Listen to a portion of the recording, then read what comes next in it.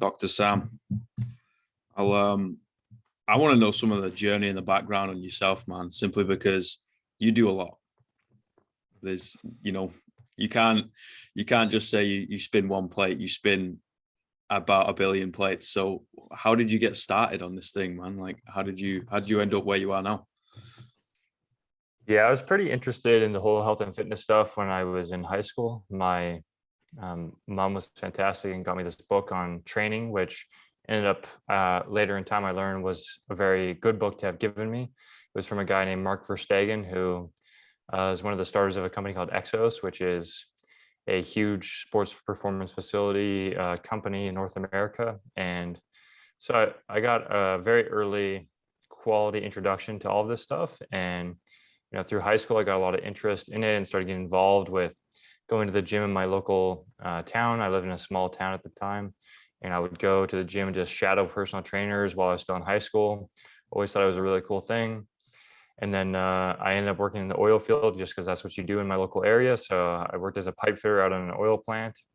And while I was doing that, I just kept shadowing people in different parts of strength and conditioning and personal training, and ended up connecting with a guy named Dean Somerset, who is like a very well-regarded strength and conditioning coach in Edmonton, Alberta. And from there, I just was really fortunate that he was fantastic and just encouraged me to essentially leave what I was doing and just chase my passion and take it very seriously. So from there, I went and got my undergraduate degree. And during that time, I met more people, kept following the same path of just, if I could find someone that could offer me any tidbit of education, I would just go meet them, go shadow them. If they would let me hang out, I would just be there all the time. I was obsessive with this stuff. And so while I was in my first year of my undergrad, I was very fortunate to take a class that was offered on strength and conditioning. And during it, I ended up becoming a TA just because I knew so much on strength and conditioning by the time I started. And then at the end of the semester, when we were wrapping up, the guy that taught the class he was a part-time professor during the normal school year. And then during the months of April to September, he ran an off-season hockey strength and conditioning facility that was like literally like a pop-up shop.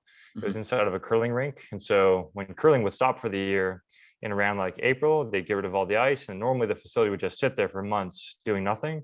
And this guy was really smart and decided that he'd open up a strength and conditioning facility inside of it, because the timeline just worked out perfect that when hockey players weren't training anymore or weren't in season anymore, it was just the same time. So we were able to go in there, open up this huge facility. Like we're talking, like 8,000 square feet facility. It would have like 5,000 square feet of turf that we would set up every year. It would have, 20 lifting platforms. All this stuff is a fantastic place to go. And he offered me a job while I was still in my first year of my undergrad, which was very unusual because when I went there on day 2, I got introduced to the practicum students that I would then be supervising, who were actually just finishing their 4th year of their undergrad. So these were people that were 3 years ahead of me, and I was now supervising them, which was a very interesting concept for me. But everyone else that worked there was a master's degree student or had a master's degree. And so I was definitely an outlier. And I was really grateful the guy took the chance on me because, I kept working there for 5 years and just stayed as long as I could and kept taking on further and further roles within the company.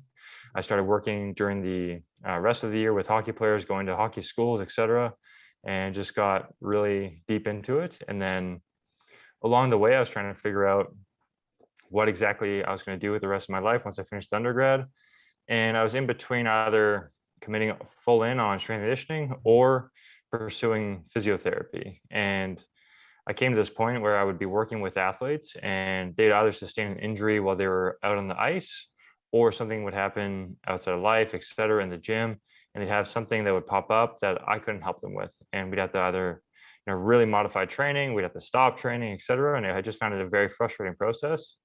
And knowing that there was other guys out there like Charlie Weingroff and other individuals who were both a strength coach and a physio, and were able to just manage the individual no matter what, I thought was just such a cool concept.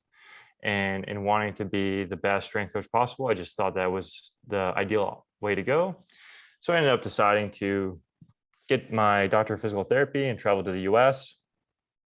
And then while I was in the States, I just continued that same trend where I worked online and started to do a lot of distance coaching, but at the same time, I would go to strength and conditioning facilities that were in the area that I lived in. So I lived in New England, and I would travel up to, I lived about an hour and a half away from Boston. So I'd drive into Boston like once a week to go to a facility. I'd drive down to Concord, New Hampshire. I'd drive all over the place and just find people that were strength and conditioning coaches that I could learn something from, and just kept trying to learn, met physical therapists that I could learn from, and just did that until I had to go into clinical rotations. And then at that point, I was very fortunate that my school trusted me and believed in me and let me take some really unique opportunities to go and do stuff. So I got to work in really high level facilities across Chicago, Fresno, San Diego. Like I got to go and actually work at Exos, the place I mentioned. And then I just, during that time, I started to build my online presence and kept pursuing stuff along the way. And then I graduated and ended up going out to California. Being from Canada, I needed to have some sort of sponsorship to stay in the country. And so I was able to find a company out in the middle of nowhere, California. Whenever people think of California, think of like, San Diego, Los Angeles, San Francisco, stuff like that. I was in Turlock, California, which if you look on a map is like literally in the middle of the desert. And it was a good experience. Like I worked my face off for a year. I think I averaged in the ballpark of like 90 hours a week. And once I finished that year, my wife was pregnant and we decided that we are going to move back to Canada. So I came up here and started my own shop, essentially, just inside different gyms, working with people, trying to build my network in the community, get involved with strength coaches, make connections, try to figure out what exactly I was going to do. And during that time, I also just really pursued my online business a lot more, which I'm extremely grateful for, because when COVID happened, I was already in a position where I was probably at, 70% of my income was online. And so then when things hit the fan, my online businesses did take a hit, but online business was gone. I mean, in-person business was gone. And here in Canada, I don't think I was able to see people in person for like 6 months. And I knew lots of other people that were in very bad positions, but I was still able to make like close to 50% of the income I had been making before. And I started to figure out more ways of making online income. So then, by the time I was allowed to see someone in person, I basically was almost at the same revenue I was at per month before COVID. And, now that I'm allowed to see people, at least currently, I do still see people. I don't see a ton of people anymore, just because I've just pushed online so hard that it just makes more sense to do that. And I see in-person people just whenever I have time, essentially. But I own a gym now, so then I'm in the facility. And even if I'm not technically with people, I'm usually surrounded by people that I'm still, to a degree, coaching. They might not be specifically my athlete. They might be open gym. They might be with another coach. But I'm often on the floor just hanging around, helping out coaches, and just working with people just because I love it so much. Do you spend more of your time now in the physiotherapy scene, or do you spend more of the time in the S&C scene and the coach's hat? So in person, I'm pretty much, like if someone watched me, they would probably think I'm a strength coach, but I would call it rehab. Like just last week on Mondays, I see a lot of patients, like a lot for me. And if you'd watched my 2 morning sessions that I had, like the person probably would have thought I was a strength coach, but I was working with 2 basketball players, like 2 separate sessions, one for ACL conservative management. So the person tore their ACL, but they didn't have surgery, getting them back to playing at a high level. And, in that session, we did some range of motion work. We did some hops, we did some sprints, we did some deceleration work, and then we did some direct isolated strengthening work. And, most people would probably see that and think that was a strength coach. But in my mind, it was like a very direct, focused stuff addressing deficits the person has in order to return to play. So it's rehab in my case. And in the other case of the individual is like a super high level basketball player in Canada and has femoral acetabular impingement, or FAI, and they are just getting back into training after having essentially like 5 months off of basketball, 5 months off of lifting everything. And they're working with me before they go and work with a strength coach and navigating finding solutions for training essentially, so that they don't train with pain, because they've just basically been in pain for a few years while being pushed through it. And so then I'm doing stuff like split squats, chest supported rows, etc., and that look probably like a strength coach, but I'm extremely fine tuning these movements and figuring out which ones we can push hard and planning out progressions for this person to then transfer over to a strength coach. Mm-hmm.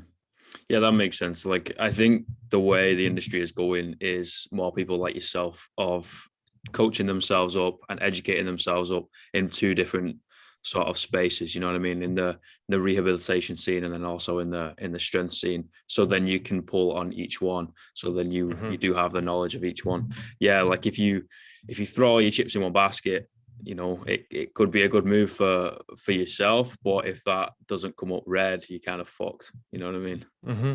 Yeah, exactly. Yeah, the more people I speak to, the more they are diversifying themselves across those two different spectrums. I think it's cool. I think it's so cool to be able to see. And as we know now, like, movement is medicine, right? Yeah, absolutely. Hmm. So what's the main focus of the gym? Is it like a CrossFit gym? Is it a functional space? A Globo gym? I'm going to throw that one out there, but I don't think it's going to be a Globo gym. So my facility is a private strength and conditioning facility, is the easiest way to call it. And when I say it's private, I mean it is so private that we do not have a sign. We do not have a billboard. We do not have a website. It is private because number one, the coaches that we have on are very busy. They don't have any limitations. Like when I opened up the facility, I picked coaches that would be working there. So for anyone listening, I'm the owner of the gym, my wife and I. And when we connected with coaches that we were going to plan to open up a space with, we picked ones that already had a good network of individuals that they were going to be working with. They didn't need to have like a ton of people flying into the gym. They were just already in a good position. So when we opened up there, and then we had another coach join us, very similar thing. And they're not in a position of like a global gym where they get their clients or the trainers by having just like masses of people come in. Our facility is limited to essentially just those who are there with the coaches. And it's designed to work with primarily athletes, and then also people who want to train hard, not like just show up and go through some light curls and whatever else. It's like you're coming in here to get a legitimate workout, try to train athletically, etc. Even if you're a 40-year-old dad, like everybody in there trains that way. And so the gym is broken down into like two halves. The front half does have a like a squat rig set up on the wall, just so that we can have a few different essentially like squat stand stations. We've got a sprinting turf. We've got some rubber matting. We got dumbbells, boxes. We've got flywheel devices, and then in the back half of the gym, we've got treadmill, air bike, a cable machine I just put in recently. We've got two different lifting platforms, and then in addition, I just actually bought a hack squat leg press combo just because I think it's a sweet piece of equipment. And then there's an office where I normally film, YouTube videos and other stuff, and then also see patients in that room. Yeah. Is that the Citizen Athletics? Or is that completely different? Yeah. No, yeah. So I've got two online businesses. One is called Citizen Athletics, and then one is called E3 Rehab. Yeah, the rehab scene, like, I've been pushed onto that by multiple different sources, and also I think it's fantastic, man. So thank you. Well done for that scene. Like, it's definitely something that helps when you're just surrounded by it all the time. You know what I mean? Like, if you follow it on Instagram, for example, it's going to pop up. It's like short little snippets. Okay, cool. I can understand this. All right, wicked. And then scroll on through, rather than be like, all right, I'm going to need to seek out like an absolute document and read through about 50 pages to be able to decipher it, and then Google translate all the fancy words. It's like, no. What do I need to do? Like, what injury am I helping? What do I need to do to prevent something? Okay, cool. Thank you. And then kind of scroll off. Yeah, and that's essentially the goal of E3 Rehab. Was we wanted to try to navigate the highly complex nature of what is evidence-based practice and be able to offer it to the general masses in a much more easily understandable format. That's how you roll it out to, more than just a specific demographic of people, right? It's how you, like you said, roll it out to the masses. Like people want short snippets of information. Like I remember reading a book one time, and it was like we used to have a attention span of 7 seconds, and now it's like 2 point something seconds, simply because of Instagram, TikTok, all these types of ways of getting attention. Right, we've lost that attention span. We are literally like goldfish, so we have to dumb everything down. Yeah, no, absolutely. And that's a tricky one, especially, me personally, I'm not a fan of like TikTok. I don't really use Instagram a ton. Like I do use it. Whereas I'm more of like a long form content kind of guy, and as a user. And so then I struggle in this new modern space a lot. Like I've obviously maintained to a degree, but if you watch the content that I make, I don't make like flashy TikTok dances or any of this kind of stuff. And I've definitely I've had thoughts about it, but I don't know. I've just recently started to make a few YouTube videos that are faster and funner, and I've had a positive response on them, but they're still, 2.5 to 5 minutes long. So they're still not, 10 seconds. Yeah. Just haven't quite figured that out yet. See, it's also an aspect of like being yourself, right? And being the coach that you are, and the therapist that you are. So it's putting on someone else's hat and trying to play someone else's game. Like it comes across fake, you know what I mean? It doesn't seem authentic. And I think there is always going to be need for those longer educational pieces, and for an absolute geek in the space of like health and fitness like myself, someone that'll just nerd out about it. And what are you doing on a Friday night? Oh, I'm just watching like educational videos on YouTube, and I find it actually entertaining. We're gonna need those, you know what I mean? Like it's always good to have them up there. But yes, I do understand with the whole TikTok dances, it's a weird space. Yeah, absolutely. Have you thought about like grabbing in little catchy 10-second, 15-second, a minute maybe, like E3 hab? Have you thought about that? We've talked about it. The hard part is figuring out how to do it in a way that still stands by our message. And the hard part, like with our message, is a key aspect of it is education. It's one of the E's in E3 rehab. And in educating people in 10 seconds and actually doing a proper job is not that easy, at least in the super short time frame. But you can always add a description. But like I put up a post this morning, and I probably had multiple questions of things that would have just been answered by reading the description. I get, I don't know, probably 3 to 5 DMs a day if I post a video that uses a piece of equipment, and it'll be like, what piece of equipment is this? And if you read the description, I list the piece of equipment. And so then I just like really doubt the idea that someone's going to read a description to be properly educated on something.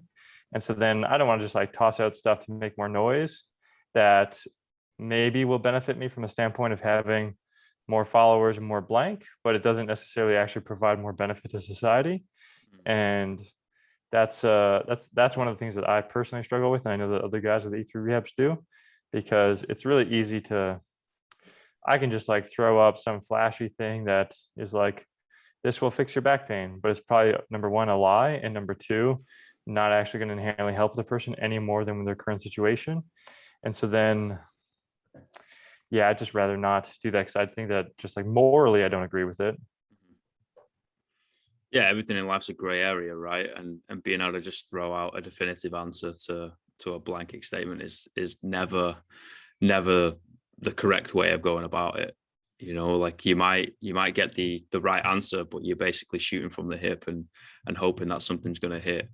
And especially in like the fitness space, when you're looking after people's bodies, like it's a bit of a line to tread, right? People, you might see someone who's doing really, really well, but morally you're like, no, that does not sit well with me. And you just got to play by the rules like that you've set yourself. Play by your own moral compass. It doesn't sit right with you, and then sack it off. Yeah, exactly.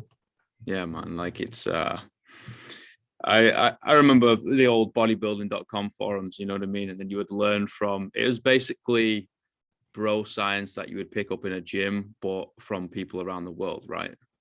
Those old forums. And yeah, man, some of the shit that was tossed around on there was fantastic to go back and read, you know what I mean?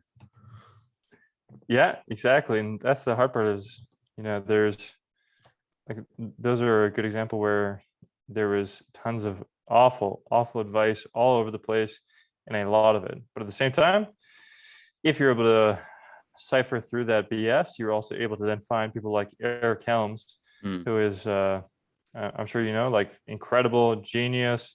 And he was back on the bodybuilding forums, like writing essentially blogs on there and just involved in the community. But how many people actually read it? Probably less than 0.001% of the people on the bodybuilding.com forums, just because all the other plethora of BS that was on there. And they're always looking for that quick fix, right? The secret. Or gives the secret. I was like, the secret is like you described on the journey, going to undergrad, then working for 5 years, then traveling around, then meeting people, then talking to them, then shadowing, and working 90-hour weeks over in California in the middle of buttfuck nowhere. I was like, oh no, I don't want that, Sam. I want you to turn around and tell me, like, take this green shake and I'm going to be fantastic, or do this split for 3 weeks. And I've done it. I've completed the gym. It's like, oh yeah. My God. Exactly. Yeah. Yeah. Something that really resonated with me when you started talking at the beginning is surrounding yourself with people, right? Surrounding yourself with people that are already doing it, that know some things that you might be able to learn from, right? And I think everyone in this scene, like health and fitness, the gym, strength, rehab, whatever it is, it's all about passing on a little bit of knowledge, right? Just passing it on to the next generation. So then somewhere down the line, we're now going to have a bigger and bigger pool of information to be able to pull from. Yeah, exactly. That's extremely valuable to build a good, strong network of people that you can trust and build off of. Yeah, 100%.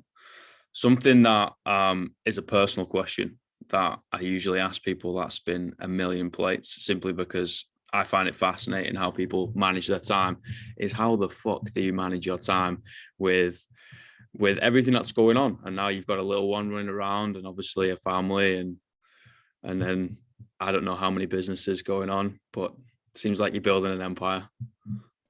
Definitely trying to. It is, I will very much admit that the last, I think like 5-6 weeks, however long my new daughter has been alive, has been more challenging. Yeah, so for those listening that don't know, I've got 2 children now. I got a 2-year-old and I got a 6-week-old, whatever. And then in addition, I have somewhere between like 4 and 5 businesses. It really depends on what you call it. And then I'm also currently training for an ultra marathon and also some huge deadlifts, and a busy life, to say the least. But I start most days somewhere between 5 and 6 a.m. and I literally wake up and immediately start working. Like I have this light therapy light that the moment I wake up, I put my phone far away from me. That way, when the alarm goes off, I have to get out of my bed. Just like little tricks. And I go over, turn off my alarm, walk over to the light, and just boom, blast myself with a super bright vitamin D light just to wake me up as fast as possible. Start pounding coffee and sit down and work until my daughter wakes up, because my wife is with her other daughter. And so I take the toddler starting at like 6 or 6:30, whatever time she gets out of bed, and hang out with her for a little while. And then once my wife is able to take her, then I give her off and get back to working for as long as possible, and just chip away at that and sneak in training when I can, and spend some more time with my daughter after she naps, and hang out with my wife in the afternoon and evening for a little bit, and then work some more, and then train a little bit more if I can, and repeat that process till usually like 10 or 11 p.m. at night. And I'm fortunate that my daughter, the toddler, is really fantastic. She is a wonderful child. I'm extremely fortunate because, I take her with me to the gym. Like when I go and train, she's with me. When I go and run, probably 50% of the time, she's with me. I've really, from a young age, tried to get her integrated in these things and build it so that we can share them together when she's a little bit more bigger. Like right now, she already starts to lift with me, which is just so adorable and wonderful. And she's really interested in now running and hiking with me. And I hope to just continue to build that. So that allows me to then do more of this stuff, because I know for a lot of parents, they've got their kid and they want to do whatever. And so then they can't necessarily go to the gym or be active as much. Whereas I am able to do that and fit that into the time. And then in addition, my daughter is pretty well behaved and able to conduct herself quite well. So then on the odd time that I have to keep her with me when I go to work and see patients or I go and film, I'd say probably like once or twice a week, my daughter's with me for those things. Like last Monday, the one that I mentioned where I saw the 2 basketball guys and I had 2 more patients later in the day, my daughter was with me for the entire morning. So she was there for the basketball sessions. She was there with me when I started filming, and she jumps in a little bit. She hangs out with the guys. They all joke around with her. It's really adorable. She draws in colors and does her thing, but she facilitates me being able to do so much. So I'm extremely grateful for how wonderful my family is, because my wife lets me work a lot. She realistically manages our children quite a lot, and in return, I work a ton, and it'll improve a lot. Like my daughter's about to start daycare in next week actually, and that'll help out 2 days a week. So then I'll probably take her 1 or 2 days a week, and she'll go to daycare 2 days a week, and that'll simplify things a lot. But basically, it's not a magical answer. Like you said earlier, like there's no quick thing. It's just I work from the morning I wake up to the end of the day when I go to sleep. And if there are times where I can sneak it in, I'm sneaking it in. And it's not something I necessarily recommend to people, because I think that it can definitely lead to burnout. And when I first moved to Canada, after I was working like that in the States, I was real burnt out for a few months and having some like distinct cognition issues, because I was actually so burnt out. Like I was having issues of short-term memory loss and all sorts of actual legitimate problems. And it ended up just being that I had worked so hard for so long that I was actually having some concerning things. And now I still do work a lot, but it is less and a more manageable amount. So, our current society seems to like really push that grind life, and there's some level of it. Like you mentioned that your Friday nights are spent watching YouTube videos and watching whatever to become a better coach.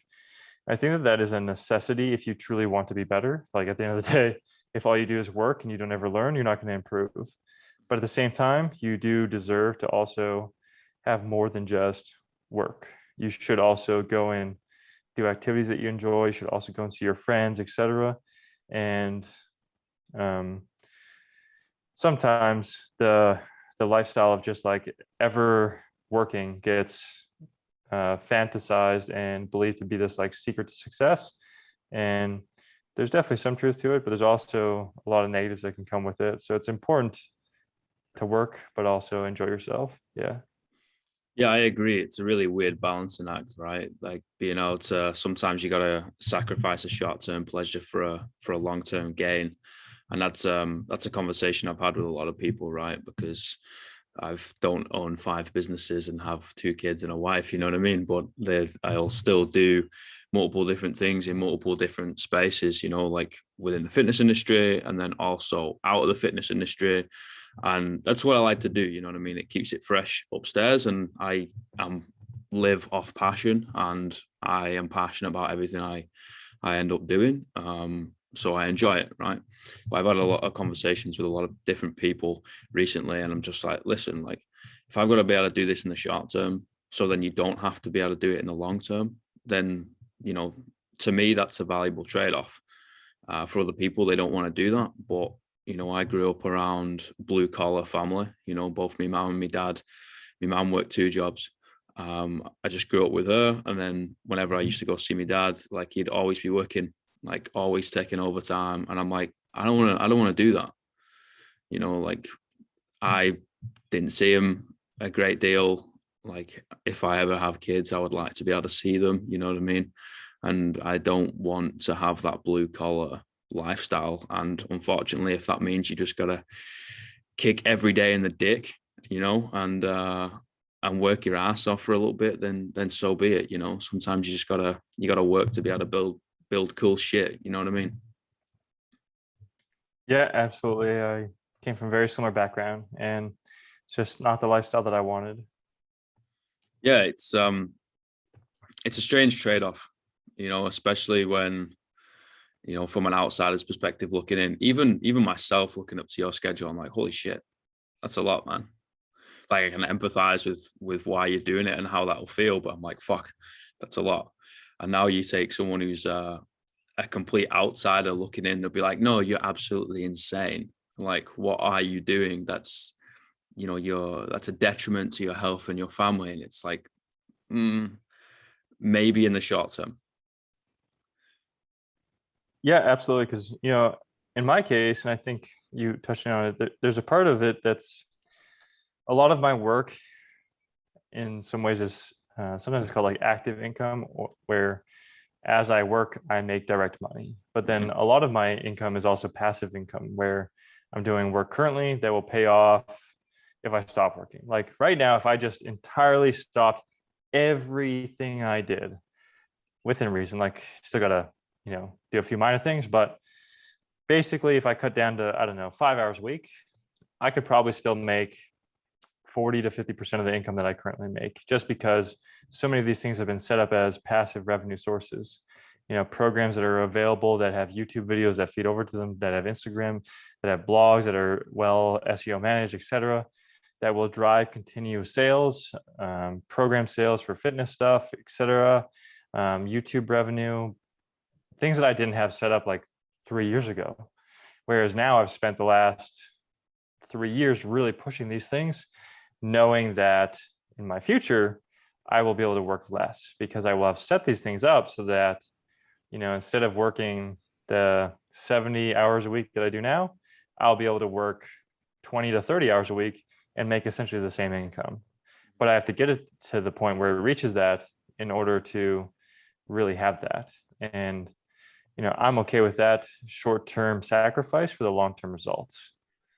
Yeah, 100%. You got to be able to see the bigger picture, in my opinion. Like you have to, especially in this game now. It's ever evolving. Like the growth is exponential, especially in an industry that relies so heavily on science and the development of science. So being able to figure out what our body is actually doing and capable of. Like the rehab scene is incredible because they will, for 20, 30 years, will be like, no, you have to do this to improve and to heal. And the next thing you know, there's a breakthrough and you're like, oh shit, that's probably not the best of things to do. As you now see it switch towards movement and, okay, we're going to get in the gym and we're going to move around. I always say bed rest is, that's long gone, man. What do you mean? You're just sitting on the couch. Like that's what we'd do 100 years ago, not right now. Like, come on, let's move around. Let's do what we can, because movement is medicine and we're organic and we're a pretty intelligent being, and we'll end up healing. Exactly. Yeah. Yeah, man. So I know it's your Sunday, so I don't want to take any more of your time, brother. You go enjoy your time with your family. And I just want to say thank you so much for everything you do. And also the time sharing a conversation with little old me. Thanks for having me on. Nice to meet you. Thank you, brother. All right. Take it easy. Have a nice day. All right, man. Take it easy.